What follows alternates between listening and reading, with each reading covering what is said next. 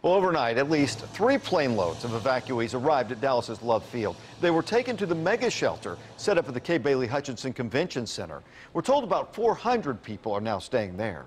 Even now, as some communities begin to dry out, cities along the Gulf Coast could actually be getting more flooding. Don Champion joins us live from Houston this morning. Don, some people are slowly returning home to salvage what they can, while others are still under several feet of water.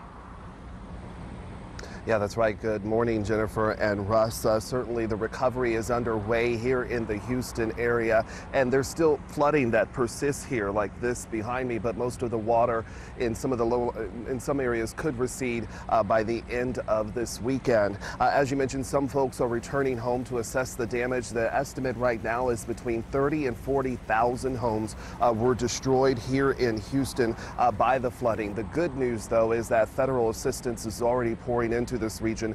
FEMA says it's already given financial assistance to about 96,000 people, Jennifer and Russ, and we're told that money is paying for things like transportation, housing, and even some medical costs. Yeah, much needed, no doubt about that. Now, Don, rescue efforts now turning to recovery efforts, and the death toll continues to rise. What can you tell us?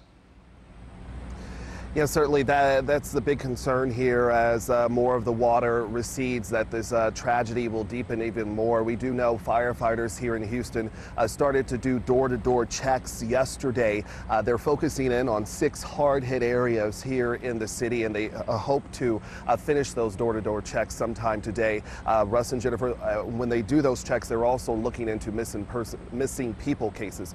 So certainly there's a fear that the death toll could rise here as those checks continue. Yeah, I can imagine. Yeah, let's hope it doesn't, though. All right, Don Champion live for us this morning down in Houston. Thank you so much, Don.